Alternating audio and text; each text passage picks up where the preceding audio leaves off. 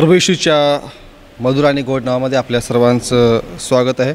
मी रवी अशोक प्रदीप गायकवाड.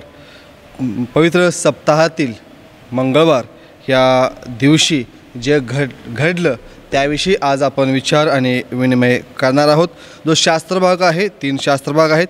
मत्ती याचा 22वा अध्याय 15 ते 40 वचन, मार्क याचा 11वा अध्याय 27 ते 33 वचन आणि लूक याचा 20वा अध्याय 1 ते 8 वचन. ह्या वचनामध्ये आम्हाला जे मंगळवारी घडण्यात आलं किंवा जे घडवण्यात आलं की ज्या ठिकाणी आम्ही पाहतो की कशा प्रकारे मुख्य शास्त्री याजक हे येशू ख्रिस्ताला जे प्रश्न विचारत आहेत, जे अधिकार येशू ख्रिस्त त्यांना सांगत आहे, त्याबद्दल आज आपण जाणून घेणार आहोत. आज अनेक जण आम्ही पाहतो की व्यस्त आहेत. अनेकांना वेळ काही बाबतीमध्ये मिळत नाही असं आम्हाला पाहावयास मिळतं. पवित्र सप्ताह हा जो मंगळवार आहे, हा मंगळवार देखील व्यस्त दिवस होता. हा व्यस्त प्रभू येशू ख्रिस्तासाठी होता, त्याच्या सेवेसाठी होता. आणि आम्ही पाहतो की काम भरपूर होतं, सेवा भरपूर होती, पण ह्या सर्व गोष्टीतून येशू ख्रिस्त जात असताना त्याच्याकडे जो वेळ होता तो वेळ हा या ठिकाणी कमी होता. आणि या कमी असणाऱ्या वेळेमध्ये प्रभू येशू ख्रिस्त आता ह्या ठिकाणी व्यस्त आहे. आम्ही पाहतो की येशूचा हा शेवटचा संदेश आहे. वधसमाधी जाण्याच्या अगोदर तो देत आहे, तो लोकांना सांगत आहे, शिकवत आहे. आणि ते देखील आज आपण ह्या पवित्र सप्ताहातील मंगळवारच्या दिवशी जाणून घेण्याचा आपण प्रयत्न करूया. काम अधिक होते, वेळ कमी होता, कारण की येशू ख्रिस्त व्यस्त होता असं आम्हाला हे जे शास्त्रभाग वाचलेले आहेत ह्याच्यावरती आम्हाला त्या ठिकाणी पाहावयास मिळतं. येशू व्यस्त होता, देवाच्या योजनेच्या कामात व्यस्त होता, सेवेमध्ये व्यस्त होता. पण जे मुख्य याजक आहेत, शास्त्री आहेत, परुष आहेत, हे सर्व येशू ख्रिस्ताच्या या सेवेमध्ये व्यत्यय आणण्याचा प्रयत्न करत होते असं आम्हाला या ठिकाणी पाहावयास मिळत आहे. मंगळवार हा जो दिवस आहे तो आणखी एका कारणासाठी आम्हाला पाहावयास मिळतो. मंगळवार हा वादाचा दिवस होता. ह्या ठिकाणी जे वाद ह्या लोकांबरोबर येशू ख्रिस्ताचे झालेले आहेत ते देखील आज आपण पाहण्याचा प्रयत्न करतो. आता कोणता वाद? तर वाद म्हणजे येशूच्या अधिकाराविषयी वाद त्या ठिकाणी आम्हाला पाहावयास मिळतो. मंदिरात केलेल्या ज्या गोष्टी होत्या त्या सर्व गोष्टीला हे जे मुख्य याजक, शास्त्री आणि परुष आहेत ते प्रभू येशू ख्रिस्ताला जबाबदार धरत आहेत असं आम्हाला पाहावयास मिळतं. मार्क याचा 11वा अध्याय आणि वचन 30 जर वाचलं तर त्या ठिकाणी ते असं म्हणत आहेत, योहानाचा बाप्तिस्मा स्वर्गापासून होता किंवा माणसांपासून होता, ह्याचे मला उत्तर द्या. आणि ह्या ज्या अधिकाराविषयी गोष्टी होत्या, येशूला शब्दामध्ये पकडण्याविषयी हे जे त्या ठिकाणी ते बोलत होते, ह्या विषयी आम्हाला असं पाहावयास मिळतं की ते येशू ख्रिस्तासोबत वाद ह्या ठिकाणी करत आहेस असं आम्हाला पाहावयास मिळतं. पण वचन 33 जर आपण वाचलं तर त्या 33 वचनामध्ये प्रभू येशू ख्रिस्त त्यांना उत्तर देत आहे. तेव्हा त्यांनी त्याला येशूला उत्तर दिले, आम्हास ठाऊक नाही. येशू त्यांना म्हणाला, तर मग कोणत्या अधिकाराने मी या गोष्टी करीत आहे ते मीही तुम्हाला सांगत नाही. आणि म्हणून असे कोणते अधिकार होते ज्यामध्ये ते येशूला पकडण्यासाठी षडयंत्र करत होते? असे कोणते अधिकार होते की ते येशूला त्या बोलण्यामध्ये पकडण्याचा प्रयत्न करत होते की जेणेकरून येशू ख्रिस्त रोमी साम्राज्याबद्दल बोलेल आणि आम्ही त्याला पकडून शिक्षा करू किंवा त्याला त्या ठिकाणी आपण षडयंत्रामध्ये, त्या कट कारस्थानामध्ये त्याला त्या ठिकाणी आपण पकडण्याचा प्रयत्न करूया. आणि म्हणून आजच्या दिवशी आपण 2 गोष्टीकडं आपलं लक्ष लावूया. ज्या 2 गोष्टी घडल्या, येशू व्यस्त होता, येशूला हे लोक अधिकाराविषयी प्रश्न विचारत आहेत, येशू ख्रिस्त आपला अधिकार त्यांना त्या ठिकाणी सांगत आहे, मी कोण आहे हे तुम्ही मला ओळखता, हे देखील तो ह्या लोकांना विचारत आहे. आणि त्या 2 गोष्टी आज आपण पाहण्याचा प्रयत्न करूया. आणि म्हणून पहिला शास्त्रभाग, जी पहिली गोष्ट आहे, मार्क याचा 12वा अध्याय आणि वचन 13 आणि 17 ह्या वचनामध्ये आम्हाला ती गोष्ट पाहावयास मिळते. कैसराला कर देण्याविषयीचा हा प्रश्न, हा त्या मथळ्याखाली हा जे वचन आहेत, जी गोष्ट आहे ती त्या ठिकाणी आम्हाला पाहावयास मिळते. वचन 13, मार्क 12वा अध्याय वचन 13, नंतर त्यांनी त्याला बोलण्यात धरण्याकरिता परुषी व हेरोदी ह्यातील काहींना त्याच्याकडे पाठविले. आम्ही मला पाहावयास मिळतं की येशूला बोलण्यात धरण्याकरिता परुषी आणि हेरोदी ह्या लोकांना त्यांनी येशूकडे पाठवलेलं आहे असं आम्हाला पाहावयास मिळतं. कोणत्या बोलण्यामध्ये? तर जे कैसराचं नाणं आहे, चिन्ह आहे, त्याविषयी आता हे प्रश्न विचारणार आहेत, त्याविषयी हे अधिकार विचारणार आहेत असं आम्हाला या ठिकाणी पाहावयास मिळतं. वचन 14 असं सांगतं की ते येऊन त्याला म्हणाले, गुरुजी, आपण खरे आहात व कोणाची भीड मुहूर्त धरीत नाही, कारण आपण माणसांचे तोंड पाहून बोलत नसता, तर देवाचा मार्ग सात्विक भावाने शिकवित असता हे आम्हाला ठाऊक आहे. कैसराला कर देणे रास्त आहे की नाही? आम्ही तो द्यावा की न द्यावा? आता ह्या ठिकाणी येशू ख्रिस्ताला ते गुरु म्हणत आहेत, येशू ख्रिस्ताला ते तुम्ही देवाचा मार्ग सांगणारे व्यक्ती म्हणत आहेत. हे सर्व एक प्रकारचं षड्यंत्र आहे, कट कारस्थान आहे की ज्या प्रकारे आम्ही येशूला आमच्या बोलण्यामध्ये धरू असं आम्हाला या ठिकाणी पाहावयास मिळतं. परुषी व हेरोदी हे रोमी साम्राज्याचा तिरस्कार करणारे लोक होते आणि मग त्यांची इच्छा होती की येशूनं त्यांच्याबद्दल काहीतरी वाईट बोलावं, काहीतरी वेगळं बोलावं, अधिकाराविषयी वेगळं बोलावं, त्यांच्या सत्तेविरुद्ध वेगळं बोलावं, जेणेकरून येशूला आम्ही पकडू आणि येशूला त्या ठिकाणी शिक्षा करू. पण येशूने रोमी साम्राज्याविरुद्ध बोलावे अशी त्यांची जी इच्छा होती, ती इच्छा येशूने या ठिकाणी पूर्ण केली नाही असं आम्हाला पाहावयास मिळतं. कारण वचन 17 सांगतं, येशूचं उत्तर त्या ठिकाणी आम्हाला पाहावयास मिळतं. येशू ख्रिस्त त्या ठिकाणी उत्तर देत आहे. वचन 17, येशू त्यांना म्हणाला, कैसराचे ते कैसराला व देवाचे ते देवाला भरून द्या. तेव्हा त्यांना त्याच्याविषयी फार आश्चर्य वाटले.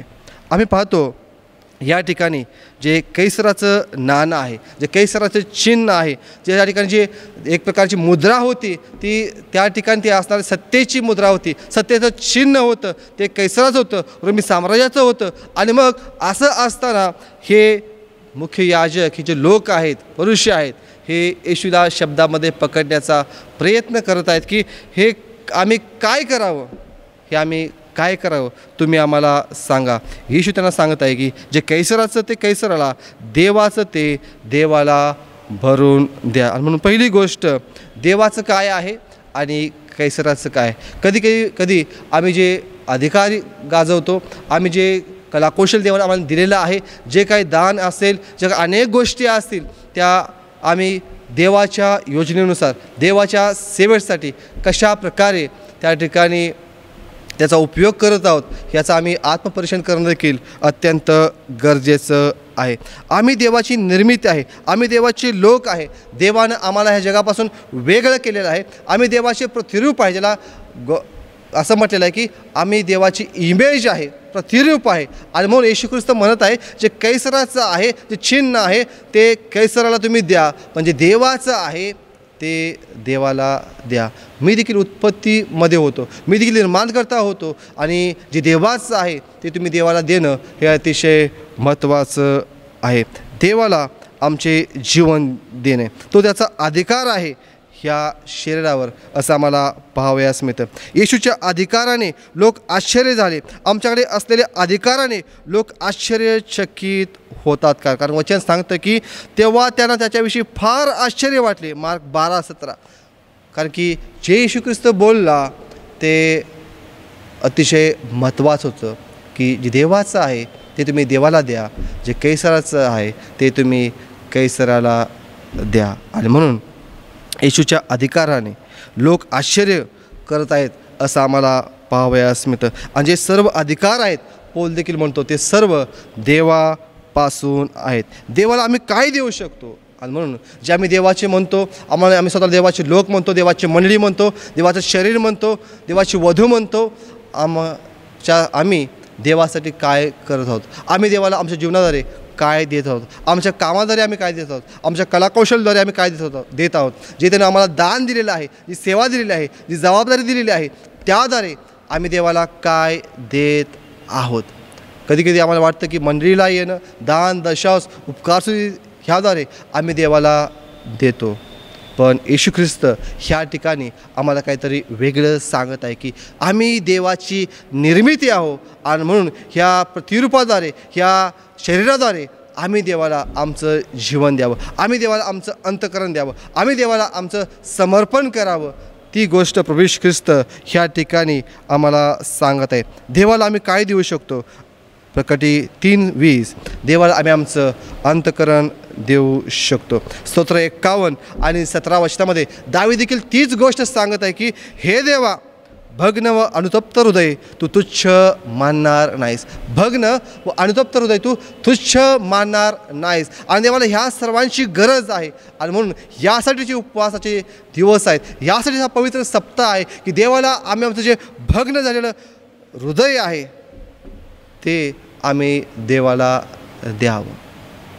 कारण की प्रकटीकरणाच्या पुस्तकात तो म्हणतो की पहा, मी दाराशी उभा आहे व दार ठोकीत आहे. आणि म्हणून ह्या व्यस्त जगात जर विसावा कोण देऊ शकतं तर ती एकच व्यक्ती आहे, ती म्हणजे प्रभू येशू ख्रिस्त. जे कैसराचं ते आम्ही म्हणजे जे सरकारचं आहे ते म्हणजे आम्ही सरकारला देत असू, ठीक आहे, पण देवाचं आम्ही देवाला देत आहोत का? देवाला आज आम्ही काय देत आहे? सरकारला आम्ही आज काय देत आहे? आम्ही देवाला फसवू शकत नाही. तो ओमनी सायन्स आहे, ओमनी प्रेझेंट आहे, ओमनी पोटेंट आहे, तो सर्व ठिकाणी आहे, तो सर्व शक्तिशाली आहे, तो सर्व ज्ञानी आहे. आणि म्हणून देवाला आम्ही काही कशाही गोष्टीद्वारे त्याला फसवू शकत नाही. आणि म्हणून जे देवाचं आहे ते आम्ही देवाला देत आहोत का? कारण की तो त्याचा अधिकार आहे आणि तो आमचा देखील अधिकार आहे. ती आमची देखील जबाबदारी आहे की जे काही देवाने मला माझ्या जीवनामध्ये दिलेलं आहे ते सर्व मी माझ्या जीवनाद्वारे, माझ्या कामाद्वारे, माझ्या दशांद्वारे, माझ्या वेळेद्वारे मी देवाला देणं ती एक महत्त्वाची गोष्ट आहे. ते बंधनकारक आमच्यावरती ती गोष्ट आहे, ही आम्ही समजून घेणं अतिशय महत्त्वाचं आहे. आणि तीच गोष्ट येशू ख्रिस्त या ठिकाणी सांगत आहे. देवाचं ते तुम्ही देवाला द्या, ही अतिशय महत्त्वाची गोष्ट आहे. दुसऱ्या गोष्टीकडे आपण जाऊया. दुसरी गोष्ट आम्हाला त्या ठिकाणी मत्तयाचा 22वा अध्याय आणि त्या ठिकाणी 42 ते 46 ह्या वचनामध्ये ती गोष्ट आम्हाला पाहावयास मिळत आहे. येशू तो कोणाचा पुत्र आहे? वचन 42 मत्तयाचा 22वा अध्याय आणि वचन 42. आता प्रवेश ख्रिस्त ह्या ठिकाणी अधिकाराविषयी सांगत आहे. तो असं म्हणतो की ख्रिस्ताविषयी तुम्हास काय वाटते? तो कोणाचा पुत्र आहे? ते त्याला म्हणाले, दावीदाचा. त्याने त्यास म्हटले तर मग दावीद आत्म्याच्या प्रेरणेने त्याला प्रभू असे कसे म्हणतो? आता ह्या ठिकाणी प्रवेश ख्रिस्त स्वतः जे पुरुषी आहेत, या ठिकाणी अधिकारी लोक आहेत, ह्या लोकांना तो या ठिकाणी प्रश्न विचारतो की ख्रिस्ताविषयी तुम्हास काय वाटते? म्हणजे माझ्याविषयी तुम्हास काय वाटते? आणि ते सांगत आहे की तुम्ही दावीदाचे पुत्र आहात, तुम्ही दावीदाचे पुत्र आहात. आणि प्रवेश ख्रिस्त आता या ठिकाणी सांगत आहे की वचन 23-43 की मी दावीदाच्या वंशातून आलेलो आहे, पण मी दावीदापेक्षा मोठा आहे, मी दावीदापेक्षा थोर आहे. कारण की ती देवाची योजना होती, ती देवाची योजना होती की दावीदाच्या वंशातूनच पुढं माझा जन्म होणार आहे. येशू त्यांना सांगत आहे की मी दावीदाच्या पेक्षा मोठा आहे. आजची परिस्थिती, येशू आमच्यासाठी कोण आहे? येशू मायासाठी कोण आहे? येशू मायासाठी कोण आहे? आणि म्हणून येशूनं त्या लोकांना हा प्रश्न विचारला की ख्रिस्ताविषयी तुम्हास काय वाटतं? येशू ख्रिस्ताविषयी आज लोकांना काय वाटतं? प्रवेश ख्रिस्ताविषयी आज लोकांना काय वाटतं? ही अतिशय महत्त्वाची गोष्ट आहे. आज अनेक लोकांना वाटतं की येशू फक्त आजार बरे करतो. आज अनेक लोकांना वाटतं की येशूकडे तुम्ही आला की तुम्हाला सर्व गोष्टी मिळतील. येशूकडे तुम्ही आला की तुमचे रोग बरे होतील, तुमच्या अनेक गोष्टीतून तुम्ही मुक्त व्हाल, तुम्ही समस्येतून मुक्त व्हाल, निराशेतून मुक्त व्हाल. आम्ही अनेक वेळा ज्या जगिक गोष्टी आहेत त्याला महत्त्व देतो आणि त्या गोष्टींना महत्त्व देऊन आम्ही अनेक लोकांना येशूकडं आणतो. येशू मायासाठी आणि अनेकांसाठी आज कोण आहे? येशू ख्रिस्त ह्या लोकांना तेच विचारत आहे की ख्रिस्ताविषयी, माझ्याविषयी तुम्हास काय वाटतं? आजची जर आपण परिस्थिती पाहिली तर येशू ख्रिस्त तुमच्या आणि मायासाठी काय आहे? येशू ख्रिस्त तुमच्या आणि मायासाठी काय आहे? हाच प्रश्न येशू त्यांना आज या ठिकाणी विचारत आहे. मत्तई 3:17 या ठिकाणी येशूबद्दल देव काय म्हणत आहे? तो म्हणत आहे की देवाचा परमप्रिय पुत्र ह्याच्याविषयी मी संतुष्ट आहे, ह्याच्याविषयी मी संतुष्ट आहे. आणि म्हणून आम्ही पाहतो की येशूने जी आपली सुरुवात केली सेवेची, ती देवाला संतुष्ट करून ह्या ठिकाणी केलेली आम्हाला पाहावयास मिळत आहे. आणि म्हणून आम्ही आमची सुरुवात कशी करतो, देवाला आम्ही संतुष्ट करत आहोत का? जर आम्ही त्याला संतुष्ट करत नाही तर तो आमच्यासाठी कोण आहे याचं आम्ही आत्मपरीक्षण करणं अतिशय गरजेचं आहे. मार्क याचा पहिला अध्याय 24 वचनामध्ये भूतांना दुष्ट आत्म्यांना देखील येशू कोण आहे हे माहीत आहे. ते म्हणतात की तू आमच्यामध्ये का पडतोस, देवाचा पवित्र तो तूच आहेस ना. त्या दुष्ट आत्म्यांना, भूतांना, इव्हिल स्पिरिटना देखील ह्या गोष्टी माहीत आहेत की प्रभू येशू ख्रिस्त हा कोण आहे. मत्ते 2:2 तो यहुद्यांचा राजा आहे असं त्याच्या मस्तकी जी पाटी होती त्या पाटीवर लिहिलेलं आम्हाला पाहावयास मिळतं. आणि पौल देखील म्हणतो मी वधस्तंभावर खिळलेला ख्रिस्त गाजवतो, मी वधस्तंभावर खिळलेला ख्रिस्त गाजवतो. माझ्यासाठी येशू कोण आहे, तर माझ्यासाठी येशू ख्रिस्त हा वधस्तंभ टाकलेला ख्रिस्त आहे. आणि म्हणून तो वधस्तंभ मी गाजवतो, त्या वधस्तंभाचा अभिमान मी बाळगतो. त्या वधस्तंभाविषयी मला काही इतर गोष्टी मला एक प्रकारे केर कचरा असं तो पुढे म्हणत आहे असं आम्हाला पाहावयास मिळतं. आणि योहान देखील याचा पहिला अध्याय आणि 19 वचनामध्ये म्हणतो की जगाचे पाप हरण करणारा हा पहा देवाचा कोकरा. तो येशू ख्रिस्ताला देवाचा कोकरा म्हणजे, आणि येशू ख्रिस्त तेच गोष्ट आम्हाला पुढं सांगत आहे की मी पापीजनास तारावयास ह्या जगामध्ये आलेलो आहे. येशूला आज आम्ही कोण म्हणून ओळखतो. आज आम्ही एखाद्या अविश्वासाला बंधूला येशूविषयी जर सांगत आहे, येशूबद्दल जर आम्ही त्यांना सुवार्थ सांगत आहे, साक्ष देत आहे, तर येशू कोणता येशू आज आम्ही त्यांना देत आहे, कोणता येशू आज आम्ही त्यांना देत आहे. येशूकडे अनेक पुष्कळ रोगी आले, येशू त्यांच्यापासून दूर गेला कारण की त्याचा उद्देश नव्हता. तो म्हणतो की पश्चाताप करा कारण की स्वर्गाचं राज्य जवळ आलेलं आहे. पश्चाताप करा कारण की स्वर्गाचं राज्य जवळ आलेलं आहे. येशू तुमच्या आणि माझ्यासाठी कोण आहे. हा तो अनेक गोष्टी आम्हाला मुक्त करतो, आम्हाला आरोग्य देतो, आम्हाला आमच्यासाठी अनेक गोष्टी करतो, ते ठीक आहे. पण खऱ्या अर्थानं तो जगाचा उद्धारक आहे, माझा तारणारा आहे. आणि जे वधस्तंभानं कार्य केलं ते संपूर्ण मानवजातीसाठी केलं. यात उद्देश हाच की प्रत्येक गुडघा येशूच्या नावामध्ये टेकला जावा आणि प्रत्येक जीवेनं येशू हा ख्रिस्त आहे हीच एक प्रकारे काय करावी, साक्ष द्यावी, कबुली द्यावी. मत्ते 16 आणि 16मध्ये पेत्र म्हणत आहे आपण जीवन देवाचे पुत्र ख्रिस्त आहा. ख्रिस्त म्हणजे तारणारा, मुक्ती देणारा. मत्ते याचा 27वा अध्याय आणि वचन 5मध्ये तो शताब्दीमध्ये म्हणत आहे खरोखर हा देवाचा पुत्र होता, खरोखर हा देवाचा पुत्र होता. आज तो देवाचा पुत्र तुमच्या आणि माझ्यासाठी काय म्हणून ह्या जगामध्ये आहे ह्याचं आम्ही विवेचन करणं, आत्मपरीक्षण करणं गरजेचं आहे. कारण की अनेक प्रकारचे शिक्षण आमच्या अवतीभोवती आलेलं आहे की येशू ख्रिस्त तारणारा कमी आणि तो आम्हाला अनेक गोष्टी चांगल्या देतो, चांगलं करतो, तो रोग बरे करतो, अनेक गोष्टी आम्हाला बाहेर काढतो. ह्याच्यावरती आम्हाला अनेक वेळा फोकस गेलेला आम्हाला पाहावयास मिळत आहे. पण येशूनं त्या सर्व गोष्टीतून तो बाहेर आला आणि त्याचा मुख्य उद्देश होता, जी सेवा होती ती हीच होती की प्रत्येकानं पश्चाताप करावा आणि ख्रिस्तावरती मधुर विश्वास ठेवावा आणि त्या देवाच्या योजनेमध्ये प्रत्येकानं सामील व्हावं. आणि म्हणून जे वधस्तंभावर जवळ असतात त्यांना ख्रिस्त हा लाभ होतो आणि तोच लाभ ह्या शताधिपतीला झालेला आम्हाला पाहावयास मिळतं. जे वधस्तंभाजवळ असतात त्यांना जबाबदारी मिळते, सेवा मिळते.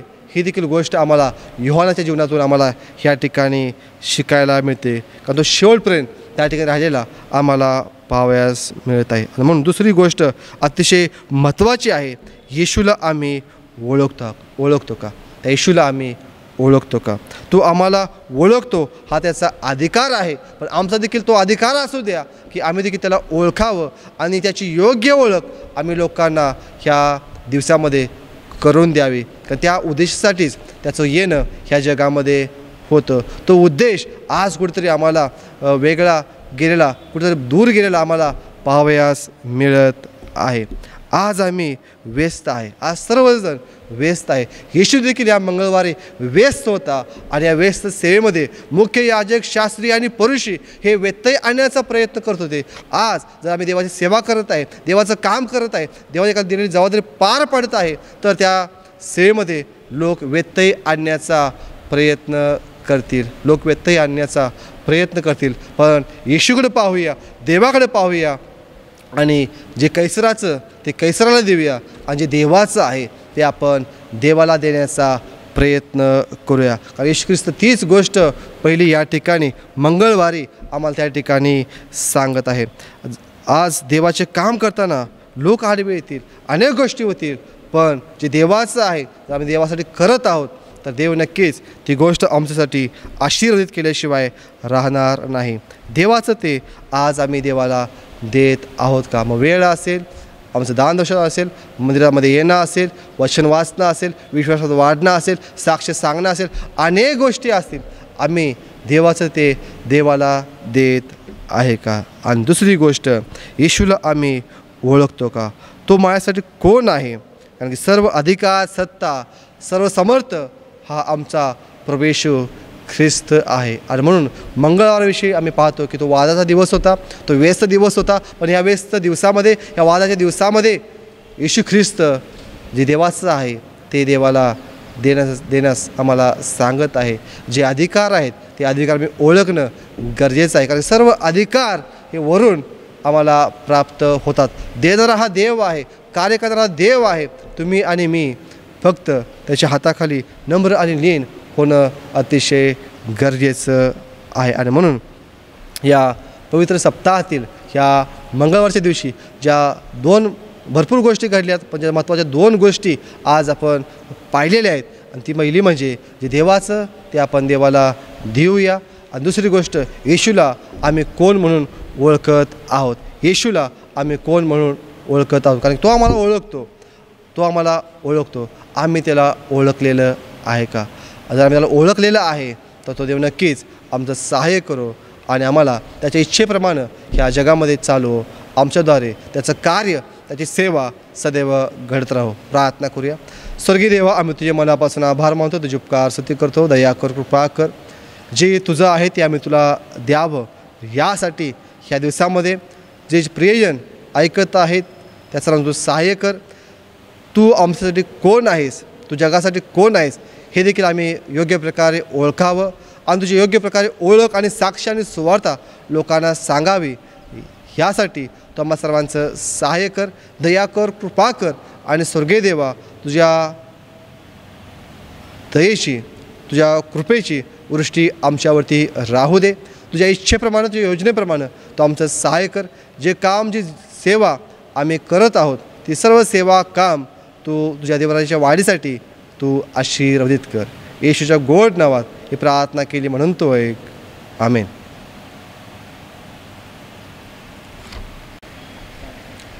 प्रभू येशूच्या मधुर आणि गोड नावामध्ये आपल्या सर्वांचं स्वागत आहे. मी रवी अशोक प्रदीप गायकवाड.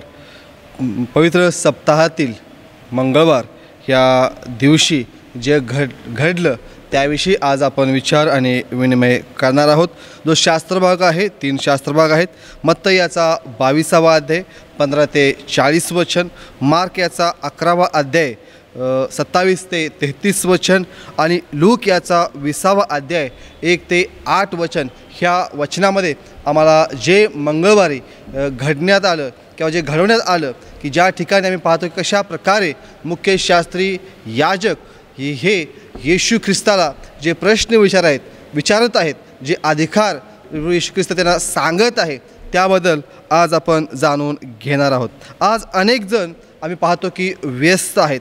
अनेकांना वेळ काही बाबतीमध्ये मिळत नाही असं आम्हाला पाहावयास मिळतं. पवित्र सप्ताह हा जो मंगळवार आहे, हा मंगळवार देखील व्यस्त दिवस होता. हा व्यस्त प्रभू येशू ख्रिस्तासाठी होता, त्याच्या सेवेसाठी होता. आणि आम्ही पाहतो की काम भरपूर होतं, सेवा भरपूर होती, पण ह्या सर्व गोष्टीतून येशू ख्रिस्त जात असताना त्याच्याकडे जो वेळ होता तो वेळ हा या ठिकाणी कमी होता. आणि या कमी असणाऱ्या वेळेमध्ये प्रभू येशू ख्रिस्त आता ह्या ठिकाणी व्यस्त आहे. आम्ही पाहतो की येशूचा हा शेवटचा संदेश आहे. वधसमाधी जाण्याच्या अगोदर तो देत आहे, तो लोकांना सांगत आहे, शिकवत आहे, आणि ते देखील आज आपण ह्या पवित्र सप्ताहातील मंगळवारच्या दिवशी जाणून घेण्याचा आपण प्रयत्न करूया.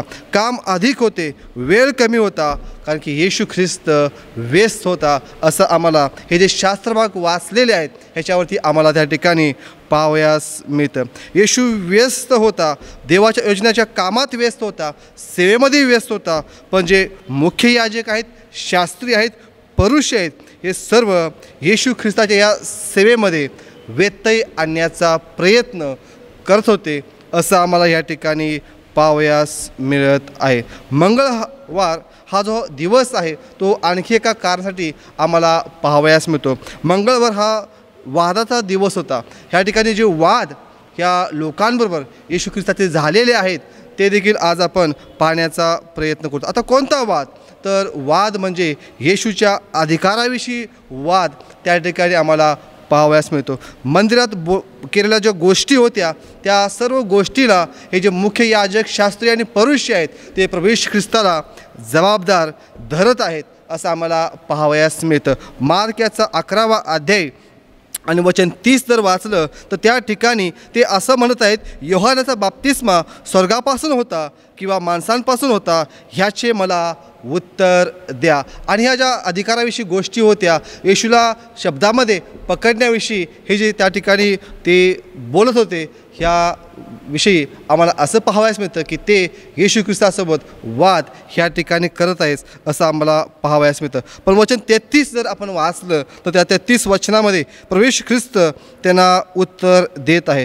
तेव्हा त्यांनी त्याला येशूला उत्तर दिले, आम्हास ठाऊक नाही.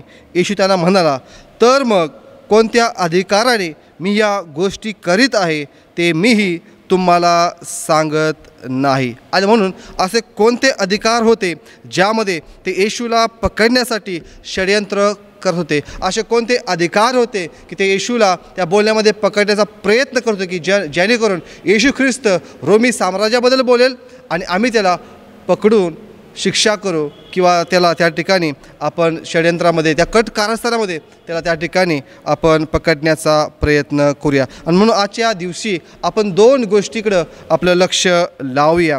ज्या 2 गोष्टी घडल्या, येशू व्यस्त होता, येशूला हे लोक अधिकाराविषयी प्रश्न विचारत आहेत, येशू ख्रिस्त आपला अधिकार त्यांना त्या ठिकाणी सांगत आहे, मी कोण आहे हे तुम्ही मला ओळखता, हे देखील तो ह्या लोकांना विचारत आहे.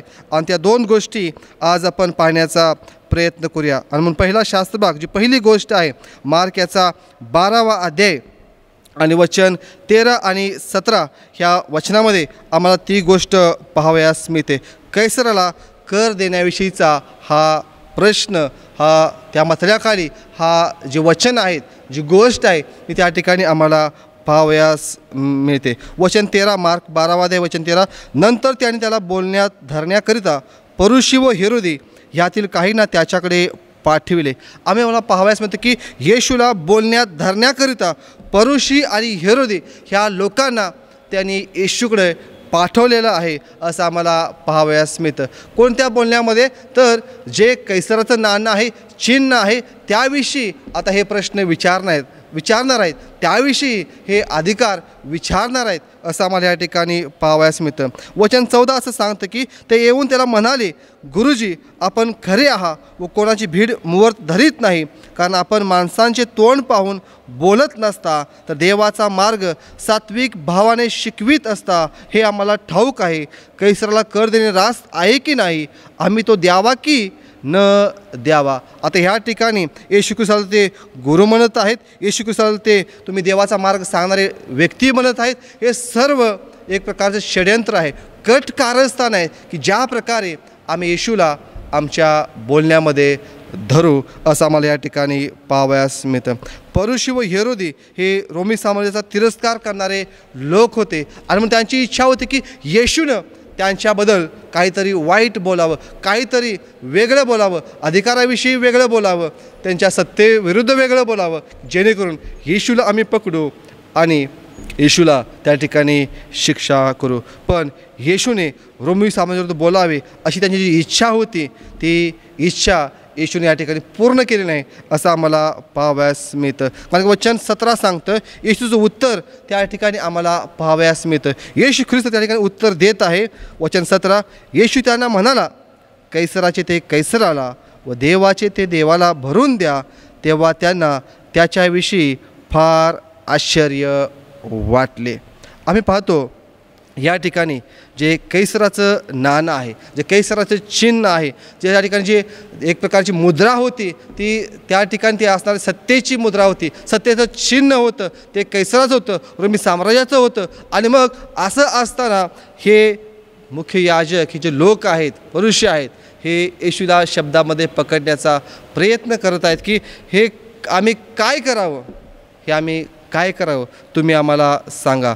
येशू त्यांना सांगत आहे की जे कैसराचं ते कैसराला, देवाचं ते देवाला भरून द्या. आणि म्हणून पहिली गोष्ट देवाचं काय आहे आणि कैसराचं काय. कधी आम्ही जे अधिकारी गाजवतो, आम्ही जे कलाकौशल देवाने आम्हाला दिलेलं आहे, जे काही दान असेल, जे अनेक गोष्टी असतील, त्या आम्ही देवाच्या योजनेनुसार, देवाच्या सेवेसाठी कशा प्रकारे त्या ठिकाणी त्याचा उपयोग करत आहोत, याचा आम्ही आत्मपरीक्षण करणं देखील अत्यंत गरजेचं आहे. आम्ही देवाची निर्मिती आहे, आम्ही देवाचे लोक आहे. देवानं आम्हाला ह्या जगापासून वेगळं केलेलं आहे. आम्ही देवाचे प्रतिरूप आहे, ज्याला असं म्हटलेलं आहे की आम्ही देवाची इमेज आहे, प्रतिरूप आहे. आणि म्हणून येशू ख्रिस्त म्हणत आहे जे कैसराचं आहे, जे चिन्ह आहे, ते कैसराला तुम्ही द्या, म्हणजे देवाचं आहे ते देवाला द्या. मी देखील उत्पत्तीमध्ये होतो, मी देखील निर्माणकर्ता होतो, आणि जे देवाचं आहे ते तुम्ही देवाला देणं हे अतिशय महत्त्वाचं आहे. देवाला आमचे जीवन देणे, तो त्याचा अधिकार आहे ह्या शरीरावर, असं आम्हाला पाहावयास मिळतं. येशूच्या अधिकाराने लोक आश्चर्य झाले, आमच्याकडे असलेल्या अधिकाराने लोक आश्चर्यचकित होतात का. कारण वचन सांगतं की तेव्हा त्यांना त्याच्याविषयी फार आश्चर्य वाटले. मार्क 12:17. कारण की जे येशू ख्रिस्त बोलला ते अतिशय महत्त्वाचं होतं की जे देवाचं आहे ते तुम्ही देवाला द्या, जे कैसराचं आहे ते तुम्ही कैसराला द्या. आणि म्हणून येशूच्या अधिकाराने लोक आश्चर्य करत आहेत असं आम्हाला पाहावयास मिळतं. आणि जे सर्व अधिकार आहेत, पौल देखील म्हणतो, ते सर्व देवापासून आहेत. देवाला आम्ही काय देऊ शकतो. आणि म्हणून जे आम्ही देवाचे म्हणतो, आम्ही स्वतःला देवाचे लोक म्हणतो, देवाची मंडळी म्हणतो, देवाचं शरीर म्हणतो, देवाची वधू म्हणतो, आम्ही देवासाठी काय करत आहोत. आम्ही देवाला आमच्या जीवनाद्वारे काय देत आहोत, आमच्या कामाद्वारे आम्ही काय देत आहोत, आमच्या कलाकौशलद्वारे आम्ही काय देत आहोत. जे त्यानं आम्हाला दान दिलेलं आहे, जी सेवा दिलेली आहे, जी जबाबदारी दिलेली आहे, त्याद्वारे आम्ही देवाला काय देत आहोत. कधी आम्हाला वाटतं की मंडळीला येणं, दान, दशांश, उपकारस्तुती ह्याद्वारे आम्ही देवाला देतो. पण येशू ख्रिस्त ह्या ठिकाणी आम्हाला काहीतरी वेगळं सांगत आहे की आम्ही देवाची निर्मिती आहोत, आणि म्हणून ह्या प्रतिरूपाद्वारे, ह्या शरीराद्वारे आम्ही देवाला आमचं जीवन द्यावं, आम्ही देवाला आमचं अंतःकरण द्यावं, आम्ही देवाला आमचं समर्पण करावं. ती गोष्ट प्रभू येशू ख्रिस्त ह्या ठिकाणी आम्हाला सांगत आहे. देवाला आम्ही काय देऊ शकतो. प्रकटी 3:20. देवाला आम्ही आमचं अंतःकरण देऊ शकतो. स्तोत्र 51 आणि 17 वचनामध्ये दावीद देखील तीच गोष्ट सांगत आहे की हे देवा, भग्न व अनुतप्त हृदय तू तुच्छ मानणार नाहीस. भग्न व अनुतप्त हृदय तू तुच्छ मानणार नाहीस. आणि देवाला ह्या सर्वांची गरज आहे. आणि म्हणून यासाठीचे उपवासाचे दिवस आहेत, यासाठी हा पवित्र सप्ताह आहे की देवाला आम्ही आमचं जे भग्न झालेलं हृदय आहे ते आम्ही देवाला द्यावं. कारण की प्रकटीकरणाच्या पुस्तकात तो म्हणतो की पहा, मी दाराशी उभा आहे व दार ठोकीत आहे. आणि म्हणून ह्या व्यस्त जगात जर विसावा कोण देऊ शकतं तर ती एकच व्यक्ती आहे, ती म्हणजे प्रभू येशू ख्रिस्त. जे कैसराचं ते आम्ही, म्हणजे जे सरकारचं आहे ते म्हणजे आम्ही सरकारला देत असू, ठीक आहे, पण देवाचं आम्ही देवाला देत आहोत का. देवाला आज आम्ही काय देत आहे, सरकारला आम्ही आज काय देत आहे. आम्ही देवाला फसवू शकत नाही. तो ओमनी सायन्स आहे, ओमनी प्रेझेंट आहे, ओमनी पोटेंट आहे, तो सर्व ठिकाणी आहे, तो सर्व शक्तिशाली आहे, तो सर्व ज्ञानी आहे. आणि म्हणून देवाला आम्ही काही कशाही गोष्टीद्वारे त्याला फसवू शकत नाही. आणि म्हणून जे देवाचं आहे ते आम्ही देवाला देत आहोत का. कारण की तो त्याचा अधिकार आहे आणि तो आमचा देखील अधिकार आहे. ती आमची देखील जबाबदारी आहे की जे काही देवाने मला माझ्या जीवनामध्ये दिलेलं आहे ते सर्व मी माझ्या जीवनाद्वारे माझ्या कामाद्वारे, माझ्या दशांशाद्वारे, माझ्या वेळेद्वारे मी देवाला देणं ती एक महत्त्वाची गोष्ट आहे. ते बंधनकारक आमच्यावरती ती गोष्ट आहे, ही आम्ही समजून घेणं अतिशय महत्त्वाचं आहे. आणि तीच गोष्ट येशू ख्रिस्त या ठिकाणी सांगत आहे. देवाचं ते तुम्ही देवाला द्या, ही अतिशय महत्त्वाची गोष्ट आहे. दुसऱ्या गोष्टीकडे आपण जाऊया. दुसरी गोष्ट आम्हाला त्या ठिकाणी मत्ती याचा 22वा अध्याय आणि त्या ठिकाणी 42 ते 46 ह्या वचनामध्ये ती गोष्ट आम्हाला पाहावयास मिळत आहे. येशू तो कोणाचा पुत्र आहे, वचन 42 मत्ती याचा 22वा अध्याय आणि वचन 42. आता प्रवेश ख्रिस्त ह्या ठिकाणी अधिकाराविषयी सांगत आहे. तो असं म्हणतो की ख्रिस्ताविषयी तुम्हास काय वाटते, तो कोणाचा पुत्र आहे. ते त्याला म्हणाले, दाविदाचा. त्याने त्यास म्हटले, तर मग दावीद आत्म्याच्या प्रेरणेने त्याला प्रभू असे कसे म्हणतो. आता ह्या ठिकाणी प्रवेश ख्रिस्त स्वतः जे पुरुषी आहेत, या ठिकाणी अधिकारी लोक आहेत, ह्या लोकांना तो या ठिकाणी प्रश्न विचारतो की ख्रिस्ताविषयी तुम्हास काय वाटते, म्हणजे माझ्याविषयी तुम्हास काय वाटते. आणि ते सांगत आहे की तुम्ही दाविदाचे पुत्र आहात, तुम्ही दाविदाचे पुत्र आहात. आणि प्रवेश ख्रिस्त आता या ठिकाणी सांगत आहे की वचन 43 की मी दाविदाच्या वंशातून आलेलो आहे, पण मी दाविदापेक्षा मोठा आहे, मी दाविदापेक्षा थोर आहे. कारण की ती देवाची योजना होती, ती देवाची योजना होती की दाविदाच्या वंशातूनच पुढं माझा जन्म होणार आहे. येशू त्यांना सांगत आहे की मी दाविदाच्या पेक्षा मोठा आहे. आजची परिस्थिती, येशू आमच्यासाठी कोण आहे, येशू मायासाठी कोण आहे, येशू मायासाठी कोण आहे. आणि म्हणून येशूनं त्या लोकांना हा प्रश्न विचारला की ख्रिस्ताविषयी तुम्हास काय वाटतं. येशू ख्रिस्ताविषयी आज लोकांना काय वाटतं, प्रवेश ख्रिस्ताविषयी आज लोकांना काय वाटतं, ही अतिशय महत्त्वाची गोष्ट आहे. आज अनेक लोकांना वाटतं की येशू फक्त आजार बरे करतो. आज अनेक लोकांना वाटतं की येशूकडे तुम्ही आला की तुम्हाला सर्व गोष्टी मिळतील, येशूकडे तुम्ही आला की तुमचे रोग बरे होतील, तुमच्या अनेक गोष्टीतून तुम्ही मुक्त व्हाल, तुम्ही समस्येतून मुक्त व्हाल, निराशेतून मुक्त व्हाल. आम्ही अनेक वेळा ज्या जगिक गोष्टी आहेत त्याला महत्त्व देतो आणि त्या गोष्टींना महत्त्व देऊन आम्ही अनेक लोकांना येशूकडं आणतो. येशू मायासाठी आणि अनेकांसाठी आज कोण आहे. येशू ख्रिस्त ह्या लोकांना तेच विचारत आहे की ख्रिस्ताविषयी माझ्याविषयी तुम्हास काय वाटतं. आजची जर आपण परिस्थिती पाहिली तर येशू ख्रिस्त तुमच्या आणि मायासाठी काय आहे, येशू ख्रिस्त तुमच्या आणि मायासाठी काय आहे, हाच प्रश्न येशू त्यांना आज या ठिकाणी विचारत आहे. मत्ती 3:17 या ठिकाणी येशूबद्दल देव काय म्हणत आहे. तो म्हणत आहे की देवाचा परमप्रिय पुत्र ह्याच्याविषयी मी संतुष्ट आहे, ह्याच्याविषयी मी संतुष्ट आहे. आणि म्हणून आम्ही पाहतो की येशूने जी आपली सुरुवात केली सेवेची, ती देवाला संतुष्ट करून ह्या ठिकाणी केलेली आम्हाला पाहावयास मिळत आहे. आणि म्हणून आम्ही आमची सुरुवात कशी करतो, देवाला आम्ही संतुष्ट करत आहोत का. जर आम्ही त्याला संतुष्ट करत नाही तर तो आमच्यासाठी कोण आहे याचं आम्ही आत्मपरीक्षण करणं अतिशय गरजेचं आहे. मार्क याचा 1 अध्याय 24 वचनामध्ये भूतांना दुष्ट आत्म्यांना देखील येशू कोण आहे हे माहीत आहे. ते म्हणतात की तू आमच्यामध्ये का पडतोस, देवाचा पवित्र तो तूच आहेस ना. त्या दुष्ट आत्म्यांना, भूतांना, इव्हिल स्पिरिटना देखील ह्या गोष्टी माहीत आहेत की प्रवेश ख्रिस्त हा कोण आहे. मत्ती 2:2 तो यहुद्यांचा राजा आहे असं त्याच्या मस्तकी जी पाठी होती त्या पाठीवर लिहिलेलं आम्हाला पाहावयास मिळतं. आणि पौल देखील म्हणतो मी वधस्तंभावर खिळलेला ख्रिस्त गाजवतो, मी वधस्तंभावर खिळलेला ख्रिस्त गाजवतो. माझ्यासाठी येशू कोण आहे, तर माझ्यासाठी येशू ख्रिस्त हा वधस्तंभ टाकलेला ख्रिस्त आहे. आणि म्हणून तो वधस्तंभ मी गाजवतो, त्या वधस्तंभाचा अभिमान मी बाळगतो. त्या वधस्तंभाविषयी मला काही इतर गोष्टी मला एक प्रकारे खेर कचरा असं तो पुढे म्हणत आहे असं आम्हाला पाहावयास मिळतं. आणि योहान देखील याचा 1 अध्याय आणि 19 वचनामध्ये म्हणतो की जगाचे पाप हरण करणारा हा पहा देवाचा कोकरा.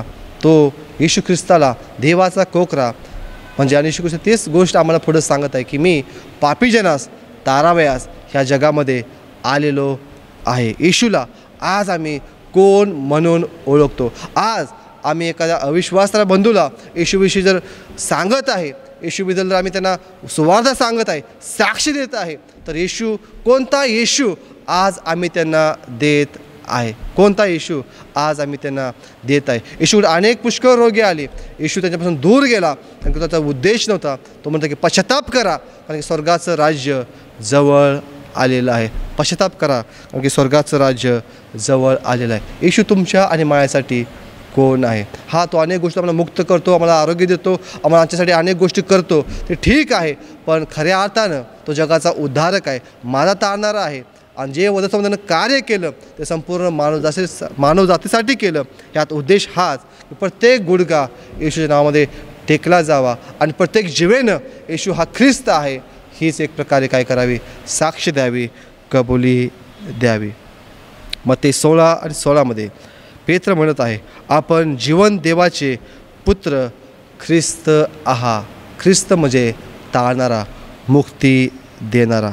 मत्ती याचा 27वा अध्याय आणि वचन 5 तो शताब्दीमध्ये म्हणत आहे, खरोखर हा देवाचा पुत्र होता, खरोखर हा देवाचा पुत्र होता. आज तो देवाचा पुत्र तुमच्या आणि माझ्यासाठी काय म्हणून ह्या जगामध्ये आहे, ह्याचं आम्ही विवेचन करणं, आत्मपरीक्षण करणं गरजेचं आहे. कारण की अनेक प्रकारचे शिक्षण आमच्या अवतीभोवती आलेलं आहे की येशू ख्रिस्त तारणारा कमी आणि तो आम्हाला अनेक गोष्टी चांगल्या देतो, चांगलं करतो, तो रोग बरे करतो, अनेक गोष्टी आम्हाला बाहेर काढतो. ह्याच्यावरती आम्हाला अनेक वेळा फोकस गेलेला आम्हाला पाहावयास मिळत आहे.